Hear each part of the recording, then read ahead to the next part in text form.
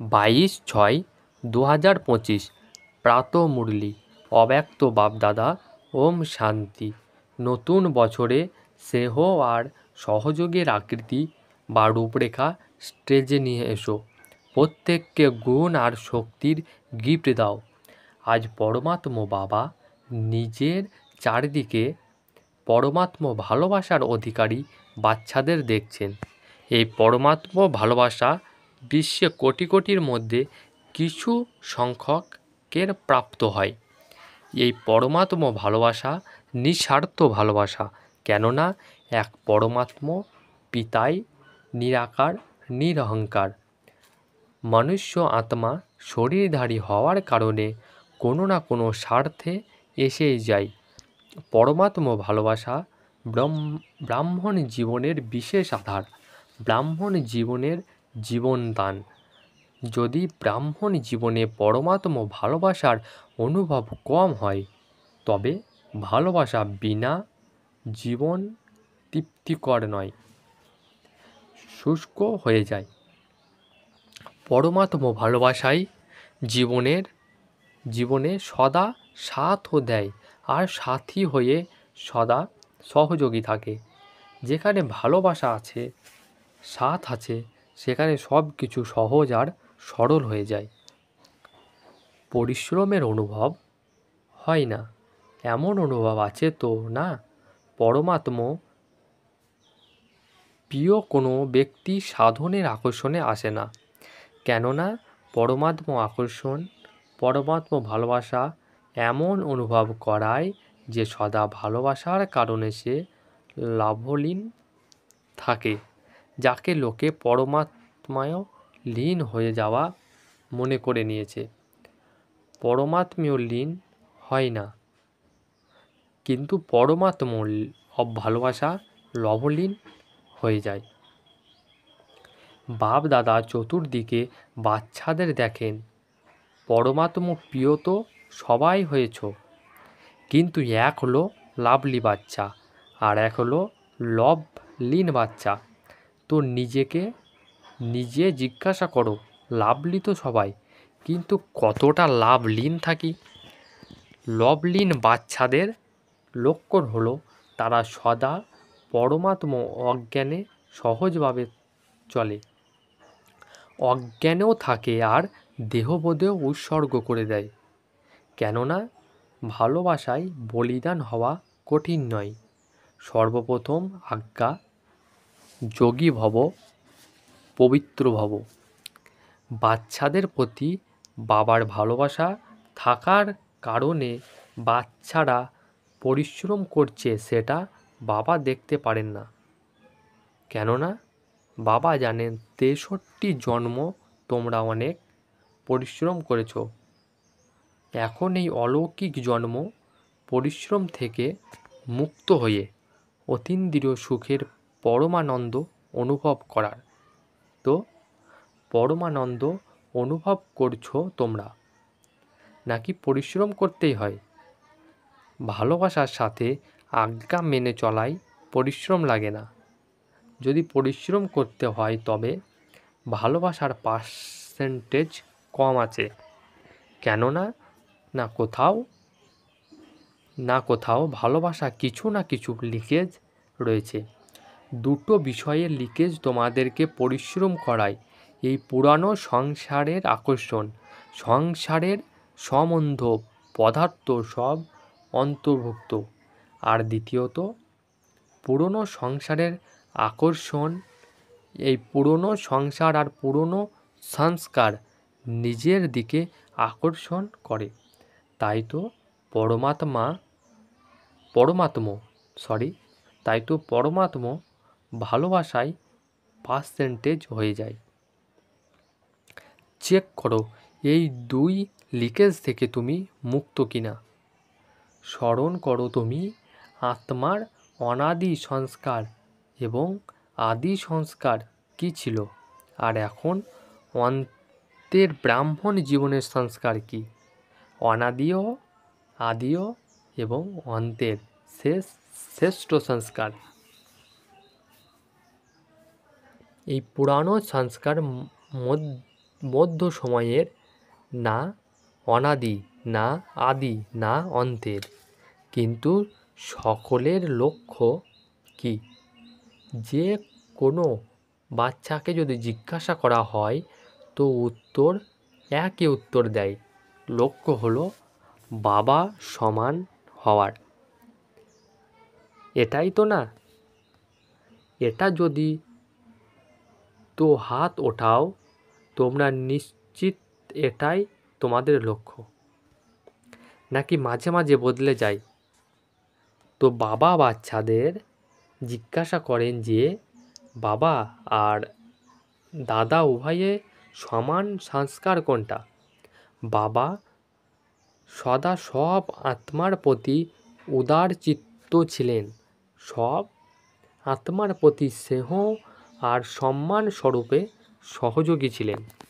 এভাবে নিজেও নিজেকে সব আত্মার প্রতি সহযোগী অনুভব করো।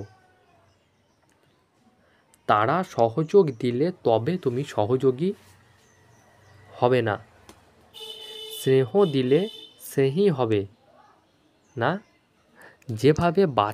যেভাবে ব্রহ্মা বাবা সব বাচ্চাদের প্রতি সহযোগী হয়েছেন, স্নেহী হয়েছেন, সেভাবে সদা সবার স্নেহী আর সহযোগী হওয়াকে বলা হয়ে থাকে সমান হওয়া। যদি কোনো বাচ্চাকে তার সংস্কার পরিবর্তন করার বিষয়ে পরিশ্রম করতে হয়, তার কারণ কি? ব্রহ্মা বাবা নিজের প্রতি অ্যাটেনশন রেখেছেন কিন্তু পরিশ্রম করেননি।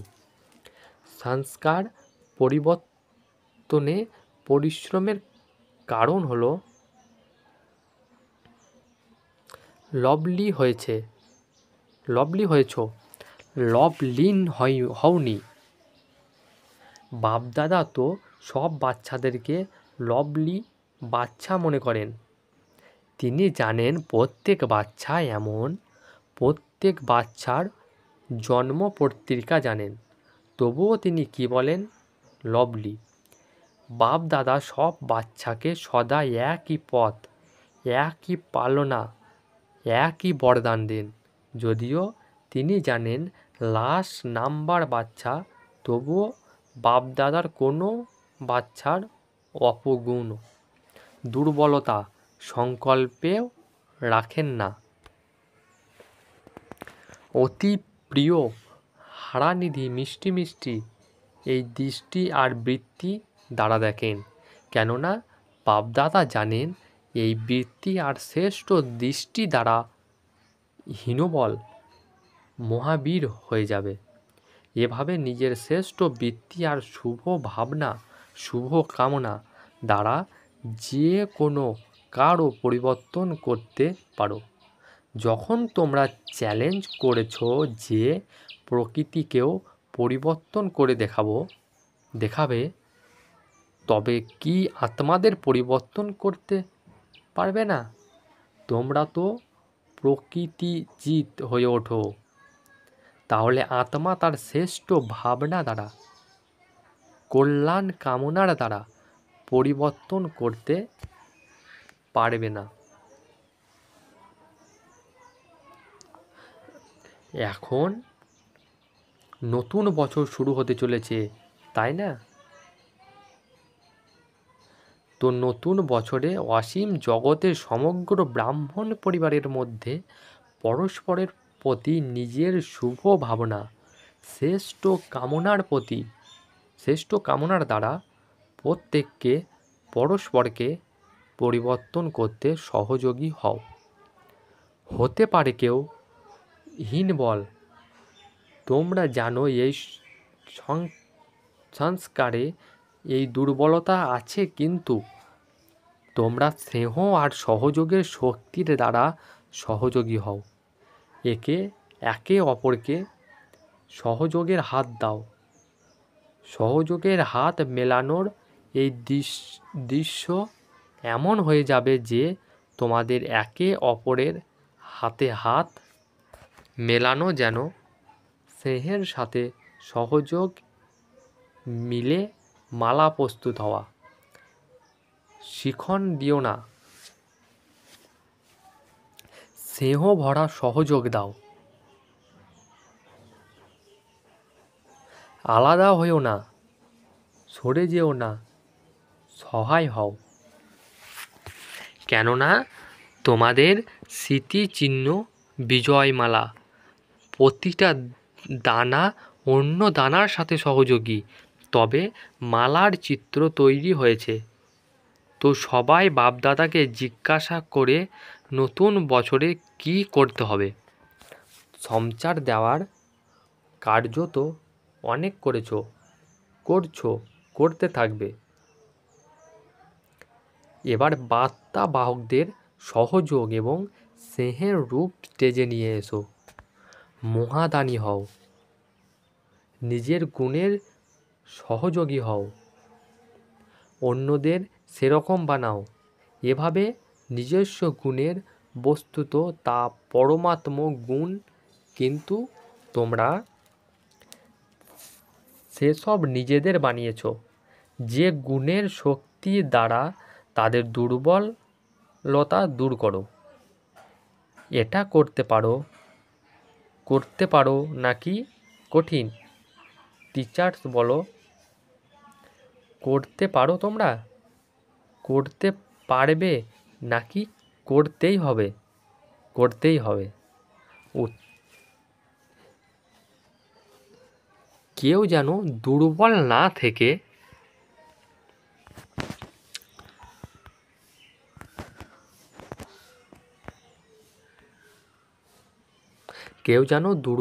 থেকে যায়, কেননা কোটি কোটির মধ্যে তোমরা কেউ না কেউ, এমনকি লাস্ট দানাও যদি হও তো কোটির মধ্যে কেউ। তোমাদের টাইটেল মাস্টার সর্বশক্তিমান, তো সর্বশক্তিমানের কর্তব্য কি? শক্তির লেনদেন করা। বাবার দ্বারা প্রাপ্ত গুণ নিজেদের মধ্যে লেনদেন করো। সহযোগের এই গিফট একে অপরকে দাও। নতুন বছরে একে অপরকে গিফট দেয় তো না, তো এই বছরে পরস্পরের মধ্যে গুণের গিফট দাও। যদি তোমরা কল্যাণের ভাবনা রাখো, তবে সেভাবে বাণীর দ্বারা ভাষণ প্রক্রিয়ার বার্তা দিয়ে থাকো না, যেভাবে নিজের কল্যাণের বায়ুমণ্ডলের দ্বারা এইসব গুণের গিফট দাও, শক্তির গিফট দাও। দুর্বলকে সহযোগ দেওয়া, এই সময়ে গিফট দেওয়া। ইতিপূর্বে যারা অধঃপতিত তাদের অধঃপতনে ঠেলে দিও না, ওঠাও, ঊর্ধ্ব গতিতে নিয়ে যাও। এরকম না। হে প্রভু, প্রেমের উপযুক্ত কোটির মধ্যে এক আত্মা, বিশেষ আত্মা, বিজয়ী হওয়ার আত্মা। এই দৃষ্টি বজায় রাখো। এখন বৃত্তি, দৃষ্টি, বায়ুমণ্ডল চেঞ্জ করো। কিছু নবীনত্ব করা উচিত তো না? দুর্বলতা দেখো না, উৎসাহ দাও, সহযোগ দাও। এমন ব্রাহ্মণ সংগঠন তৈরি করো এবং বাপ দাদা সেই বিজয়ের তালি বাজাবেন। তোমরাও বারবার তালি বাজাও তো না? বাপ দাদা তখন অভিনন্দন, শুভেচ্ছা, গ্রিটিংসের সাথে তালি বাজাবেন, সাথে তোমরাও তালি বাজাবে, তাই না? এখন তালি বাজিয়েছ তো ভালো করছো, কিন্তু বিশ্বের সামনে যেন তালি বাজে। সবার মুখ থেকে এই আওয়াজ বের হোক, আমাদের ইষ্ট এসে গেছে, আমাদের পূজ্য এসে গেছে। লক্ষ্য নিশ্চিত তো না? তোমরা নিশ্চয় লক্ষ্য পূরণ করতেই হবে। নাকি দেখবে, প্ল্যান বানাবে? করতেই হবে। প্ল্যান কি? এটা করতেই হবে। এখন সবাই অপেক্ষা করছে, এদের অপেক্ষা এখন সমাপ্ত করো। প্রত্যক্ষ হওয়ার ব্যবস্থা করো। দেখো, প্রকৃতিও এখন কত বিরক্ত হচ্ছে। অতএব প্রকৃতিকেও শান্ত বানিয়ে দাও। তোমরা প্রত্যক্ষ হয়ে যাবে, আর তখন বিশ্ব শান্তি আপনা থেকেই হয়ে যাবে। আচ্ছা, আজকাল বিশ্বে দুটো বিষয় বিশেষভাবে চলে। এক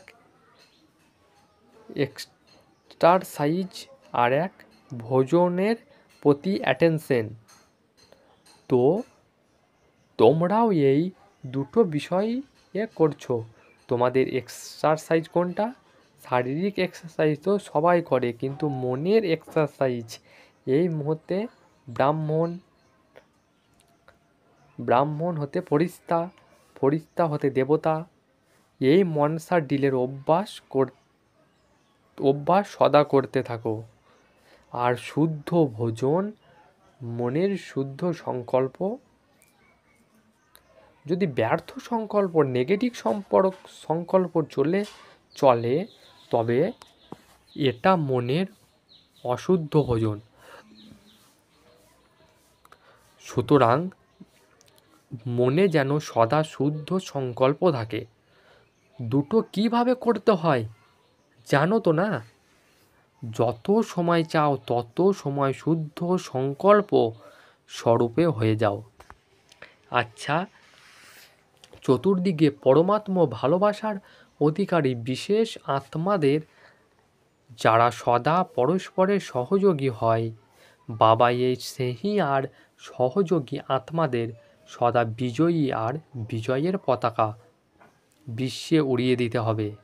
এই লক্ষ্য যারা প্র্যাকটিক্যালে নিয়ে আসে, এমনই বিজয়ী বাচ্চাদের সদা এই পুরনো সংসার আর সংস্কারের আকর্ষণ, এই ঊর্ধ্বেও থাকা বাবা সমান বাচ্চাদের দিলারাম, বাবার হৃদয়ে স্মরণের স্নেহ সুমন আর নমস্কার। দাদিদের প্রতি খুব ভালো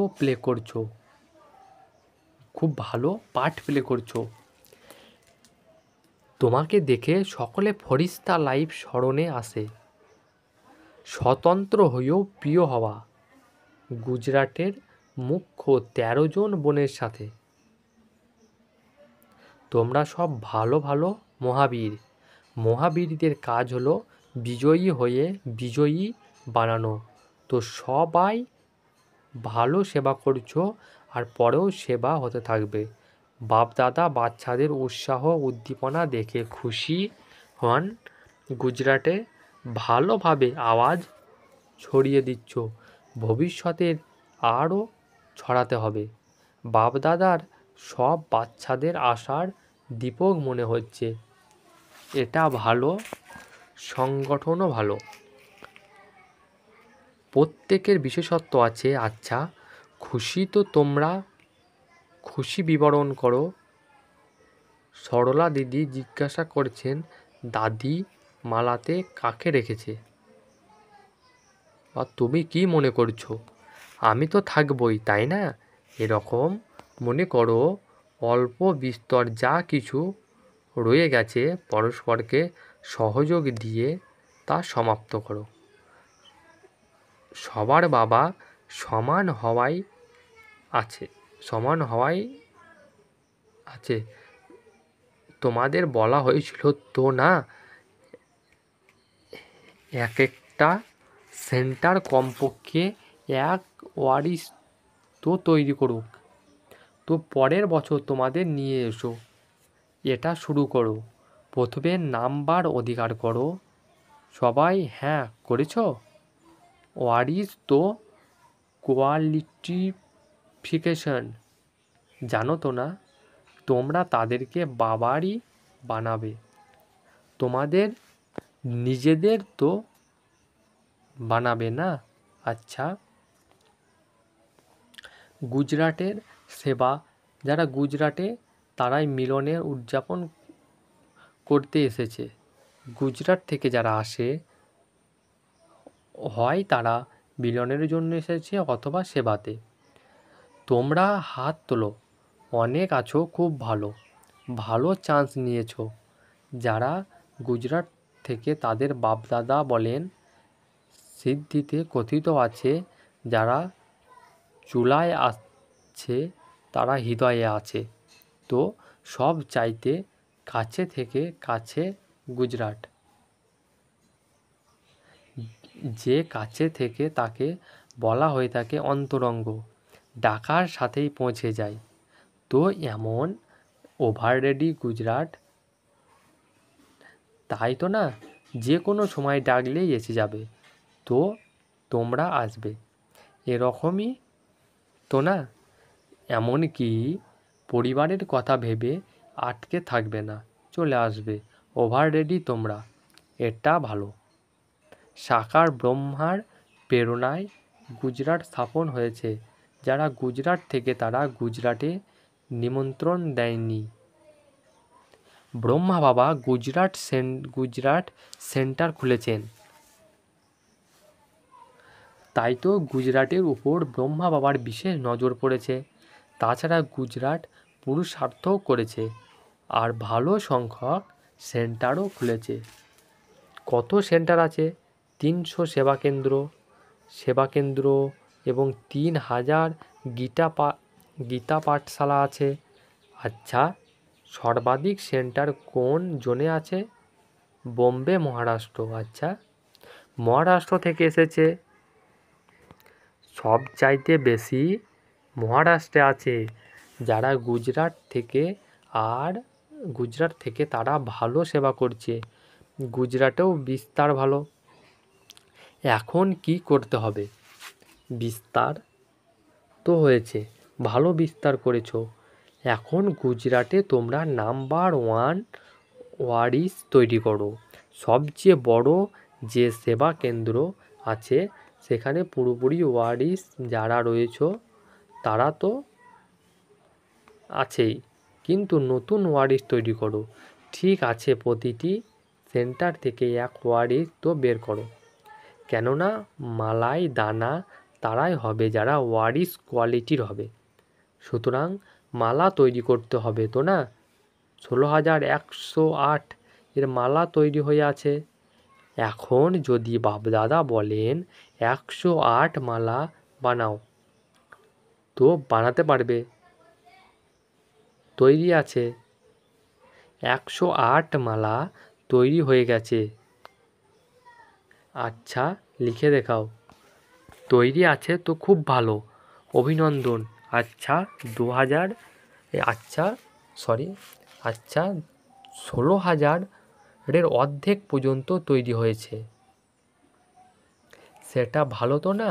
দেখো, গুপ্ত রূপে তৈরি হয়েছে আর তোমাদের দাদি দেখে নিয়েছে। এটা ভালো। এরকম শুভ ভাবনা, শুভ আশা তৈরি করেই নাও। এখন সবাই শুনেছ না? নিজেকে চেক করতে হবে। আমি সেই মালাতে ওভাররেডি। আচ্ছা, আর কি করতে হবে? ক্যাট গ্রুপ বা ক্যান্সার পেশেন্টদের এসেছে, এটা ভালো। আওয়াজ ছড়িয়ে দেওয়ার এই সাধনও খুব ভালো। কেননা সবাই প্র্যাকটিক্যাল প্রমাণ দেখতে চায় তো না? আর বিনা খরচে মেডিসিন দ্বারা ঠিক হয়ে যাওয়া তো সবাই খুব লাগে। ধীরে ধীরে এই আভা বৃদ্ধি করে যাও। তিনি শুনছেন তোমরা করছো আর সফলতাও লাভ হচ্ছে, আরও লাভ হতে থাকবে। বাকি তো বাপ-দাদা এই কার্যের জন্য যারা নিমিত্ত তাদের অভিনন্দন জানাচ্ছেন। অফিসিয়াল গভর্নমেন্ট পর্যন্ত পৌঁছে যাচ্ছে। আরও যদি ছড়িয়ে দিতে থাকো তবে মেডিটেশনের গুরুত্ব বাড়াতে থাকবে। আর বাপ-দাদা এই বিধি পছন্দ। আচ্ছা, আজকের বরদান: মনের মৌনতার দ্বারা সেবার নতুন ইনভেনশন বের করে সিদ্ধি স্বরূপ ভব। যেমন প্রথম মৌনব্রত রেখেছিলে তো সবাই ফ্রি হয়ে গেছিলে, টাইম বেঁচে গেছিলো। ঠিক তেমনই এমন মনের মৌনতা বজায় রাখো যাতে ব্যর্থ সংকল্প না আসে। সেভাবে মুখ থেকে আওয়াজ বের হয় না, সেভাবে যেন ব্যর্থ সংকল্প না আসে। এটা মনের মৌনতা, তাহলে সময় বেঁচে যাবে। মনের মৌনতা দ্বারা সেবা করছো, এমন নতুন ইনভেনশন বের হবে যাতে তোমাদের সাধনা কম করতে হবে আর সফলতা বেশি হবে। যেভাবে সায়েন্স সাধন সেকেন্ডে বৃদ্ধি প্রাপ্ত করায়, সেভাবে সাইলেন্সের সাধন দ্বারা সেকেন্ডে বৃদ্ধি প্রাপ্ত হবে। স্লোগান: যে স্বয়ং সমর্পণ স্থিতিতে থাকে, সকলের সহযোগ্য তাদের সামনে সমর্পিত হয়। অব্যক্ত ইশারা: আত্মিক স্থিতিতে থাকার অভ্যাস করো, অন্তর্মুখী হও। অনেক প্রকারের ব্যক্তি বৈভব অথবা অনেক প্রকারের বস্তু সম্পর্কে এসে আত্মিক ভাব আর অনাসক্ত ভাব ধারণ করো। এই বৈভব আর বস্তু অনাসক্ত ভাবের সামনে দাসী রূপে থাকবে এবং যাদের আসক্ত ভাব থাকবে তাদের চুম্বকের মতো বশীভূত করবে। ওম শান্তি। 22/6